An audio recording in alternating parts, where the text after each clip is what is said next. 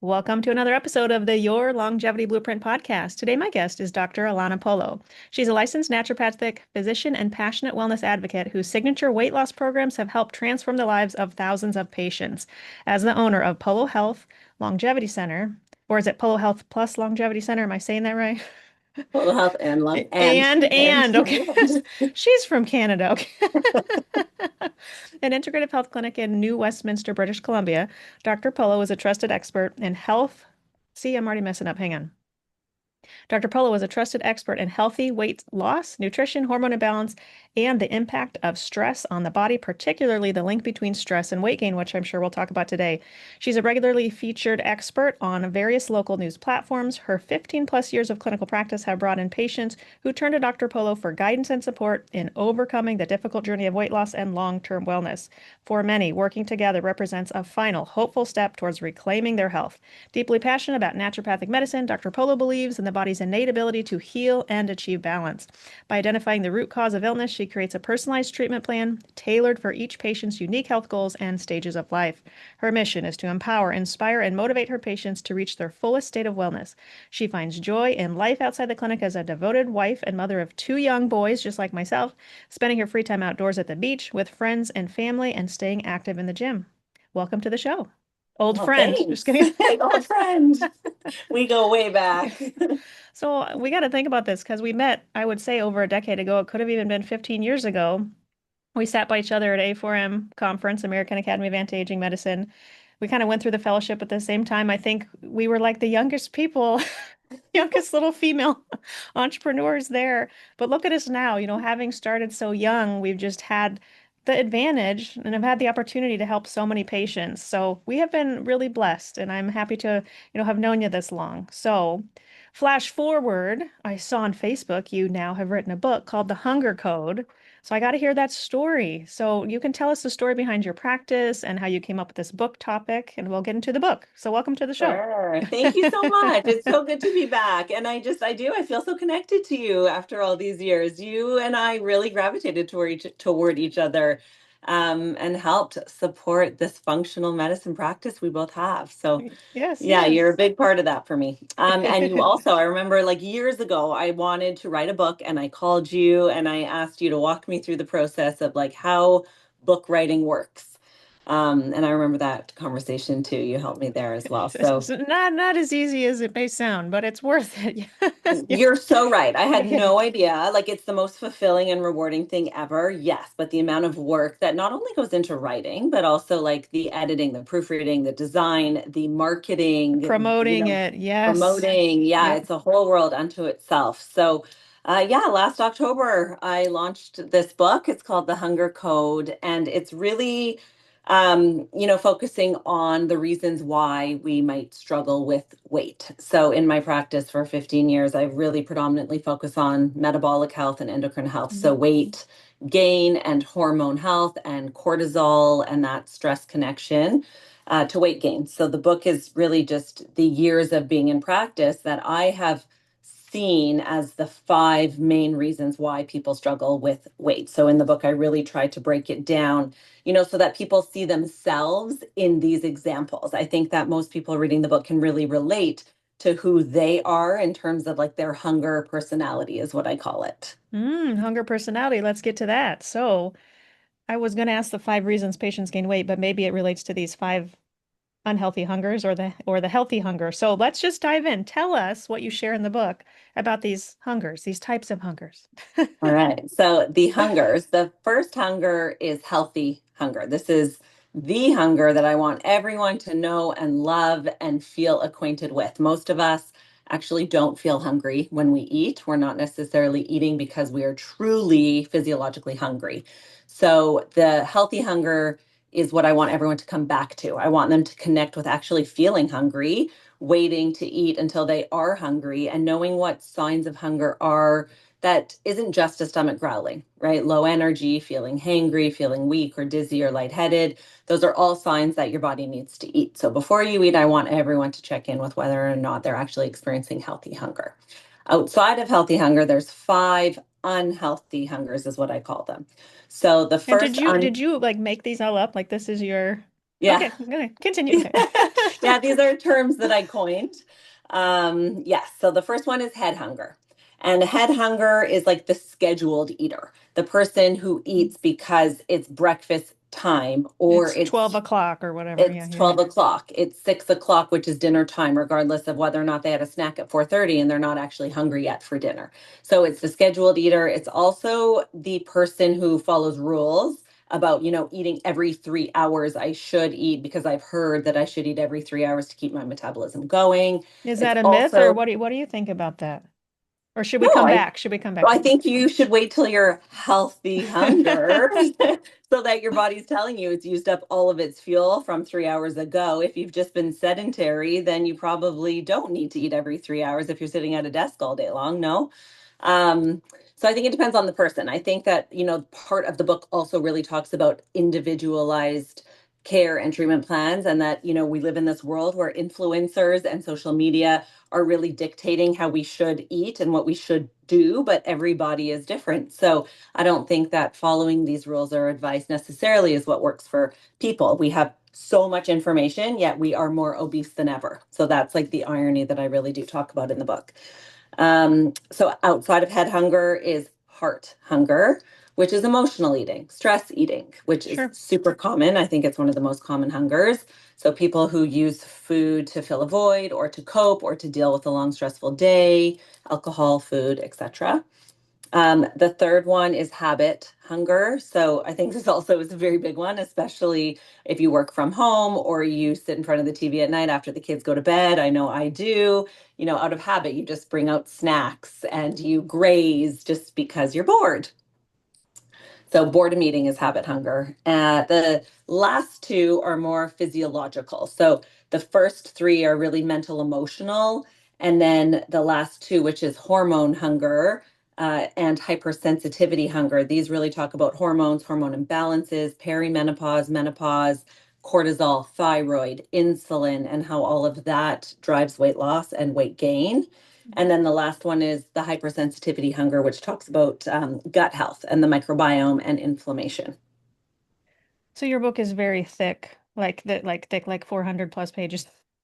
So I have 410 pages to be exact. It's very thick. And it's like very educational. That's Yeah, why yeah, yeah. people, it's like a Bible or a journal for them where they dog mark the pages and they use Post-its and they're like highlighting things because you can come back to this with a lot of solutions about like what supplements to take, what diets to try. Like Sure. it's very solution based. So good, because I was going to ask, obviously the audience wants to know, how do we not give in to these types of hunger, right? How do we not snack? Or is part of it, I know you're big on pausing before we eat. Is part of it you're really thinking about why we're eating? Or maybe tell us more about practicing this pause. So I think the first step is just identifying like, okay, I can't lose weight and this is why. So connecting to like the awareness of like, okay, I didn't realize I was an emotional eater, but yeah, I do all these things she Hmm. talks about, or I didn't realize I was such a boredom eater. So the first step is awareness. So once you can Yep. connect to like why you're eating, then the next step is finding actionable ways to change the habit or change the behavior or move away from the clock and turn into the body, move away from outside cues and more to inside cues. So the book really talks about solutions. And one of the biggest things that I have people do before anything is practice the pause, like you mentioned. So before you go to eat, stop and ask yourself, like, am I actually hungry? Is my stomach growling? Am I feeling hungry? Or am I thirsty? Am I bored? Am I tired? If I'm tired, am I looking just for like energy because my body Right. wants sugar? Right. And then also, like, how will I feel after I eat this? So, in a moment of weakness, if you're reaching for that cupcake, for instance, or the donut, how am I going to feel after? Am I going to feel regret? Am I going to feel, Yeah. guilt? Or am I going Am to I going feel to crash nourished? after eating that? Yeah, yeah. That's right. Is this going to help me get through my day, or is this going to put me more into a coma and make it harder to get through my day? So, having that minute of pause separates the action with the reaction. And so, And maybe the um, craving will actually lessen during that time too, if you just give it a little time. That's right. Yeah, Exactly. yeah, It's yeah. like, how many times do you say like leave the kitchen, go for a walk, and if you come back and you actually want to eat it, then eat it. But 9 times out of 10, once you've left the kitchen, the craving is Just like gone. it's gone. Yep, yep. So I have to ask, so if you're kind of saying wait till you're hungry. Like, how do you feel about intermittent fasting or those people who just don't really get hungry? So that we also do talk about that in the book. But yeah, Like, yeah, so yeah. intermittent fasting can work for some people. Other people, you see it backfires, they gain Yep. weight. A lot of Yep. it boils down to cortisol. If Yep. their body is already under stress, then fasting is another stress on the Stressor. body. Yeah. Yep. Yep. That's right. So, like, it's about knowing how you feel when you fast. Also, some people cannot do it. They get super shaky and lightheaded and irritable, and that's your body saying, like, don't do this to me. I need food. Hmm. So, trying it is one thing, but just really not forcing or pushing something that isn't working for you, right? I have so many women who tell me I tried fasting and it didn't work. And so that's, your body Pivot. Then we saying, do something else. that's Yeah. right. Don't try it Exactly. again. There's a reason it didn't work. Yep. Yep. Yeah. Yep. Maybe let's focus on the hormone hunger, just because the majority of my audience is women who are in or menopause. So, in your opinion, why do women gain weight in that, when they're in that demographic? Why are they gaining the weight? And maybe this comes back to this, hormone hunger. Absolutely. I think, your demographic is very similar to mine, perimenopausal, 35 to 65-year-old women. I think it's multifactorial. I think that as we're aging, we're losing testosterone, we're losing muscle mass, which is our metabolic engine. Our estrogen and progesterone are becoming quite imbalanced, and that leads to more visceral adiposity. We are more insulin sensitive, so there's more weight gain in our abdomen. And cortisol is really high. We're all, young kids, we're working, we're providing for our families, we're dealing with a really stressful period of time where our cortisol levels reflect that. So, this age and stage of our life comes with a multitude of hormonal imbalances, and together it's that perfect storm for weight gain. So, what do we do about that? I mean, I know what Well, I would say, but well, what do you? I think we're really lucky that we have tools. We have a lot of tools to help us, right? So we get in the gym, we lift weights, we prioritize sleep hygiene, we have stress reduction techniques. We can talk about estrogen, progesterone, testosterone replacement therapy in the world of HRT. GLP-1s have become a really great tool for midlife because that also helps with insulin resistance and thyroid support. It's really about working truly with a functional medicine doctor who can address all of these concerns in a really holistic way. 100% totally agreed. So let's go to peptides. I was going to ask your opinion on if you use peptides for weight loss and specifically GLP-1. So maybe tell me if you use peptides, some of your favorite. And obviously GLP-1 is part of that. Yeah, we do use peptides for weight loss. Canada has very different laws and rules around Oh, peptides. okay, Yeah, okay, so we only can use GLP-1 okay. for weight loss. I love Mounjaro. I love tirzepatide. I find it actually to be the most effective GLP-1. I rarely use Semaglutide. semaglutides. Yeah. I find them amazing. In the right person as a tool, right? I don't think that it allows you to forego all diet and lifestyle practices, but And it it's can not be going to used. correct a hormone imbalance, right? Like we still have to plug in That's those right. hormone pieces. Yeah, yep. Yeah, and they actually work best when they're together. Yesterday, I think a study came out yesterday about the use of tirzepatide with hormone replacement therapy. And when you're on estrogen, it heightens the effect of tirzepatide.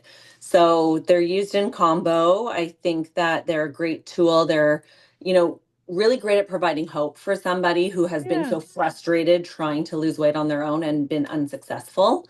But so long as they're doing everything else at the same time. Do you have a lot of patients, I certainly do, who don't need much, who can get by with just a very small dose? Or do you have a lot of patients who you feel like you need to really work up to the higher doses? I have both. Yeah. And what I find actually is that it does stop working and you become immune to it. And we do end up having to raise the Increase. dose. Yeah. So, people are starting to get more food noise. They're not losing weight anymore. They're, actually putting on weight. That is happening more and more often. So what we used to get away with on a smaller dose, now we're actually having to increase. Okay.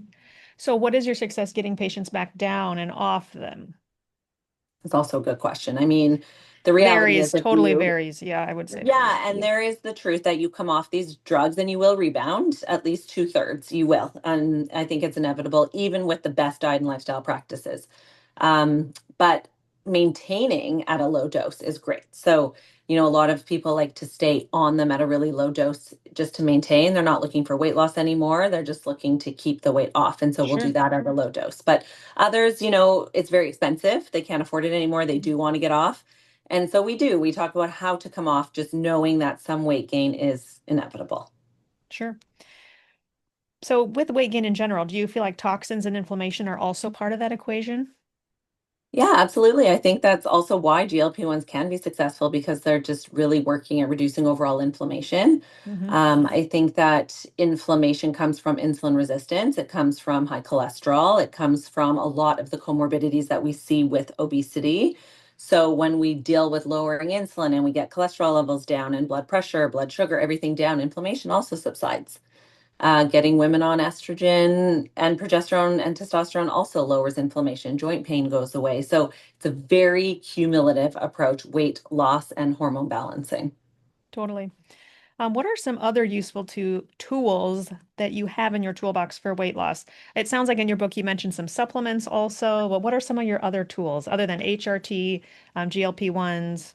What else you have in there? Yeah, we do use a lot of supplements. So berberine is a Yep. wonderful Yep. supplement for people who don't want to go down the pharmaceutical route. The program, also creatine and collagen and weight lifting and Yes. supporting your muscle mass in that regard, eating lots of protein, taking your omega-3s to lower inflammation. These are all absolutely necessary. Even if you are on a pharmaceutical, I think that you can still benefit from a lot of nutraceutical support and dietary support just through food. Sure, sure. Let's go back to weightlifting. So what do you recommend for your patients? Like, are you big on just like resistance training in general versus cardio, or what do you advise your patients do? Fat loss requires cardio. Everyone thinks cardio is dead and everything is weights and lifting and muscle. And yes, weights and muscle matter because the more muscle you have, the more metabolically active you are, the more calories you burn at rest. All of that is true. But you have to lose the fat that's on top of the muscle. And if you're not in a calorie deficit or doing cardio, zone two, zone five, intervals, training, something to get that fat off, I think that you'll just continue to put on mass without losing fat. Sure. So they're both important. That's a good thorough answer. Okay. Protein. How much protein are you advising your patients consume a day? So, this also might sound very unpopular, but I see a lot of women who aim for 100 to 120 grams of protein a day and they put on weight because their body does not require so much protein. I think we are Hmm. overdoing the protein. And I say that only because I see as soon as we cut a woman down to 60 grams, she starts losing weight. So I can't say a generic number. I think that minimum of 60 to 80 grams of That's what I tell protein. patients. I'm usually saying shoot for 100, although I don't think they get there. I think they may land at the 60, 80, but Right. So shoot high and then you're only at 60 or 80. And I see great things with 60 or 80. What I'm finding is if you're not hungry, again, going back to healthy hunger, a yeah, lot yeah, of yeah. women are force feeding protein. Like they are just adding it to everything and they're eating it even when they're not actually hungry. And then they're not losing weight and they wonder why. So I come back to anything that you do in excess that your body doesn't require will turn to fat, including protein. Okay. How are you with like pairing? I mean, when you're eating, are you big on like don't mix fruit with, I don't know, protein? Are you big on any of that? No. Okay. What about It timing? becomes too complicated. So It what I'm does. trying to do is simplify this already complicated world of weight loss. And I find already people are like, I don't know, I hear to not mix, I hear to eat this with that, I hear to eat this 2 hours apart. I don't know what to do. So I tell everyone like, fats and carbs are found in nature together. Like you can eat it all together. It's not about more restriction and rules. It's about simplifying and coming back to like what your body needs. And I think really until we start doing that, we're going to continue being overloaded and confused and really giving up before we even start. Sure, sure. What about, are you big on timing protein with exercise? Like eat Or, protein after yeah, you exercise, yeah, yes, yeah. because you Yep. want to rebuild your muscles and repair. So like glycogen and carbs, before to give you energy, protein after to rebuild your muscles. Yes. But is it more complicated than that? No, I'll leave it at that for people. Sure, sure. Can you tell me what you eat? Like you've always been fit. You've always been just like I feel like thin, but like lots of muscle mass. Like, what do you eat? What's your breakfast, lunch, and dinner? You know what? I eat real food. Like I Yeah, yeah, don't yeah. restrict. I eat carbs if I want carbs. I definitely eat sugar and chocolate. I drink alcohol. Like I don't restrict. I would never weigh and measure anything. I don't count my macros. I don't want to be a slave to that. And I think that My lifestyle really is I eat when I'm hungry. So Yeah. like if I get hungry at 10, I'll eat at 10. If I get hungry at 9 or 12, I'll eat then. I don't really have set times. I eat when I'm hungry and I eat real food. So lots of protein, vegetables, fruit, good fats, some avocados, some nuts, lots of salmon. Yep. I don't really eat a lot of dairy or cheese because it's just not part of my life. I do eat cottage cheese and yogurt for sure sometimes. Um, don't eat a lot of carbs just in general. They don't make me feel good. So I don't Sure. eat really bread, rice, pasta, potato. It's not the mainstay of my diet. I eat a lot of protein and Pasta. Did you veg. guys hear that? She said pasta. Pasta. Sorry. Sorry. Do I sound Canadian when I say that? You do, but that's okay. It's entertaining. um, yeah, that's it. I just eat like a very Mediterranean diet because that's what makes Yeah. me feel best. Yeah. Yeah. Yeah. What about exercise? So do you do Yeah, a that's mix of true. cardio and weight training? Is that kind of what you do? Yeah, so exercise for me, again, is not about my weight at all. It is about my mental health. It is Yes. how Yes. I de-stress. It is my alone time. It's my quiet time. And I just need it to for my outlet. Running for me is that. So I run 5 kilometers almost every day, 3 to 4 days a week for sure. I'll just do a 5K, which is 30 minutes. I can fit that in the morning. And then I will do weights if I have time. But I'm not, big into CrossFit or big heavy weights. I just do lots of light weights, body weight, Pilates. I'm in the gym 2 or 3 days a week lifting. Yep. Yep. Yeah, I'm missing. I can't do lower body at all because of my leg Yeah. situation. I'm so sick of arm day. I'm like, I do arms every like every day. I can't do cardio right now other than sitting in a sauna. Like there are ways around it, but it's just tough. And That would be tough. my I mental feel health for is you. missing Yeah. that. Yeah. Correct me if I'm I'm sure. wrong. We can certainly edit this out, but years ago, because I mean, you really have always focused on weight loss. Like that is something that you really specialize in. Did you do HCG back in the day? Was that something that you Yeah. offered? Yes. I Can you, still do it so with my patients. Yeah. Yeah. yeah. Can you explain a little bit of that? And I guess then maybe tell us, which maybe this is all in your book, like with all of the weight loss programs you've offered, what do you feel like has been the most successful that you've figured out over the past decade? But maybe we'll start with HCG. So that used to be and I say used to be, now we have other things, but it used to be one of the only really like a more aggressive weight loss tools. So maybe explain what that is. Yeah, so HCG is the pregnancy hormone. When we use it in weight loss, it mobilizes hormonal fat stores. So the fat that we basically collect in the visceral area, like from here to here on women, like our thighs, that area, which is very hormonal. HCG has a beautiful way of targeting that. And now we know HCG, which we've always known is a precursor to testosterone. So it increases metabolism, it Hmm. supports muscle mass. So it's a really helpful tool in weight loss, but it's paired with a very low calorie diet. So, when you do this program, it's very restrictive. You're limiting what you're allowed to eat, but you're only on it for 3 weeks or 6 weeks. So it's very short term.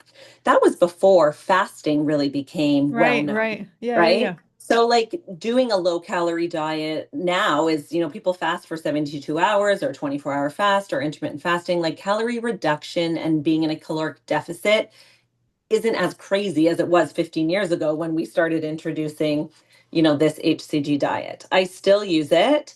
Women and men love the program because although they're eating such low calorie diet, they feel so much better. Their energy is better. They don't crave the same way. Their sleep is better. Everything is just, enhanced. And then after the program, we have the same conversation. Like, what does life look like after the program? Very Mediterranean, very paleo. It's the same conversation that we have about coming off of any program. These programs are tools. They are Yes. not lifelong, Solution. sustainable Yeah, yeah, solutions. yeah, yeah. And I would never tell someone that that's how they need to eat forever. And that's really what the book talks about is after you do these plans, whether it's Weight Watchers, Jenny Craig, South Beach, HCG, Atkins, keto, like they're all another fancy way of saying like low carb, low sugar, and then what happens after.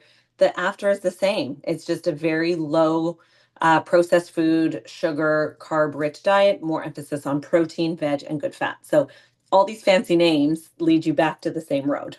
Sure, sure. You kind of already answered this, but how is your book different than all the other dieting books or weight loss books out there? So this book really straddles biology, but self-help as well, right? Like getting into the why of struggling or suffering from weight loss concerns, right? It's not as much of try this as opposed to why am I doing this? Because once we can correct that behavior, then you're no longer on a diet. You're free from the diet roller coaster. You have food freedom. You get rid of the food noise and you really just connect back to yourself. And I think a lot of diet books don't actually teach that. They just teach you another fad to try or another program to try. Sure. Let me come back to when we opened the interview. You were mentioning 5 reasons women can't, well, maybe it wasn't just women, but people can't lose weight. Is that different from the 5 unhealthy hungers? Like in your book, do you have 5 main reasons, or was there overlap there that those were the, Yeah, there's okay. overlap there. Yeah, I think Okay. that the 5 reasons can be found in those hungers. Sure, sure. Let's talk about the gut dysregulated eater. Can we go back to that again? Yeah. Can you Yeah. expand more on there and how we help that individual? Yeah, so like IBS, Yeah. SIBO, Yes. candida, food sensitivities, leaky gut, these are all gut dysbioses or imbalances in the gut. And if you're not digesting your food, you're not absorbing your food, assimilating it, you're not able to use it for fuel. Your body is not optimized function because you're having a really hard time breaking down nutrients and therefore energy. So, Sure. you can be overweight and malnourished. You can definitely have inflammation that stems from the gut that, permeates throughout the system, and you have a harder time losing weight because you're bloated, you're craving foods that your body might be sensitive to. You're just struggling more from gut concerns that we don't realize really do impact our weight. So we need to, so I'm assuming the solution here is correct that underlying SIBO or whatever it is in an effort to help that type of hunger go away. Is that kind of what you're, yeah, Exactly. okay. Yeah. So, in the book, I really talk about how our bodies are cars, and we need to fuel the body with premium gasoline, and anything that isn't, you can't expect your body or your vehicle to run efficiently if you're not putting proper fuel into the system. And Sure, so a large part of that is fixing gut dysbiosis to just allow your body to get the proper nutrients and fuel that it needs to perform. sure. Do you have in your book like a self-assessment so individuals can identify which of these hungers they have? Yeah. And then do you feel like most women have more than one type of these hungers? Yeah. Totally. Don't- Yeah, I have a quiz Yeah, section, yeah, yeah, chapter yeah. 9, and most people are at least 2 to 3. So we have a little more work. So you're not alone if you not fail this, but if you identify with some of these unhealthy hungers. So you help the listener, reader identify what their unhealthy hungers are, and then kind of provide a path as far as like longer term solutions for that. That's right, exactly. So the book, the first 9 chapters are each hunger, healthy hunger, and then the others. And then there's a quiz section. And then the last 6 chapters are the solution section. So some people will jump between chapters. They might see who they resonate with at the beginning, do the quiz, and then skip the other chapters and the solutions that they don't. Sure, sure. Um, yeah, I keep saying women, this is for women, but do you have many male patients? Do you feel like this is all, for the I most part, true for do. men as well? Yeah, Yeah, and the whole book actually, there's a section on men and testosterone and men's health because, we don't talk about it, but men struggle from body image issues a lot more than we realize and a lot more than they talk about. The thing about men is they suffer in silence, and then a lot of them turn to substance abuse or, they have addictions or they turn to alcohol or other sure. unhealthy habits to help Yeah, cope. And so I do address that whole section in that's the book great. about, yeah, men's health. That's great. I want to go back to hormone replacement therapy while I have you, because we haven't really talked about how each is practicing, in years. So for estrogen, progesterone, testosterone replacement therapy, what are your favorite like routes to administer those hormones? What are you typically recommending for patients? So estrogen, a patch Yeah. And I or don't know a if it's cream. different in Canada either, what you could, I think it yeah, yeah, is. I yeah, think it yeah. is. We We use do patches though patches, for, yep, patch, cream, and vaginal estrogen yep, if yep, needed, suppositories. yep, Progesterone, oral mhm, micronized or prometrium. yep. I like to make it slow release. If there's problem sleeping, Sleeping, we'll yep, use it before bed. Testosterone injection or cream, and DHEA sublingual. And then I think, the rest, thyroid support and GLP-1s, I think those are standard between how you and I, what we sure, have yeah, access to. sure, sure. So what's the message here? I mean, we're recording late January. We'll get this out probably in February. It might be March, but what's the message for listeners with New Year's resolutions around weight loss? If they're listening, they're identifying with this, what would you have to say to them? I think my biggest goal and hope in putting this out in January is that hopefully this will be the last January where you need to resolve to lose weight and do something Ooh, that's radical. good. That's good. Right? Yeah. Yeah, it's so true. It's like that just perpetuates the diet roller coaster of like really what you eat between New Year's and Christmas matters more than what you eat between Christmas and New Year's. So you won't have to undo everything if you just commit to a healthy, sustainable lifestyle where, it's you just practice consistency. You will not ride that roller coaster because setting a New Year's resolution to lose weight just perpetuates that roller coaster. And my goal in this book is to get you off that roller coaster. Love it. Okay. Well, tell listeners where they can find you. Obviously, we keep mentioning you're not local, you're in Canada. So But sad. Yes. I've actually interviewed a handful of people from Canada. I've referred a couple to you. I don't know if they came, but but Oh, that's so nice. Thank you. but tell us like, where you are and where listeners can find your book. And like on social So media, tell us that too. social Yeah. media, yeah, you can follow me on social media on Instagram at Dr. Polo. And the clinic is Polo Health, but my personal page is Dr. Polo. The book you can buy on Amazon in the States, Barnes and Noble, or Indigo, but Amazon would be the best bet, or those are listed on the website at thehungercode.com. And we'll put that link in the show notes. Okay. Top longevity tip. What's your top longevity tip?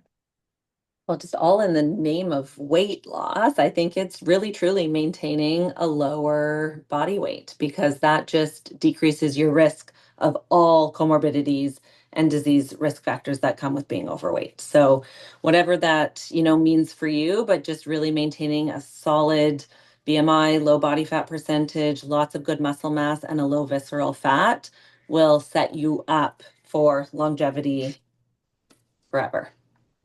Amen. Okay. Anything else you want to share that you didn't have time to share about your book, or did we get to the gist of it? Yeah. I did. We did good. We did great. Thank you. Thank you Yeah. for doing this. Yes. Well, thank you so much for coming on the show today. I think, again, back to how we met, and I just love how eager and passionate we both were. And it's just fun to see you again because we still are.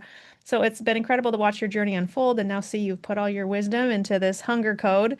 So what I love about this book is it's not just another diet, it's an invitation, like you're saying, to finally, for once, finally, understand why we eat, how we do, and meet ourselves with curiosity instead of criticism. So for anyone who's listening and is tired of the cycle of restriction and guilt, I encourage you to pick up this book and explore what hunger type resonates with you. It might just change the way you not only approach food, but the relationship with yourself. You can find Dr. Allana Polo on Instagram, again, at Dr. Allana, that's two L's, Polo, and at the Hunger Code. And again, her book, Hunger Code, is available on Amazon. So thank you for listening. And Allana, thank you so much for being a wonderful friend. And thank you for the work you're doing to help people finally feel at home in their bodies and get to that ideal weight. Thank you. Back at you.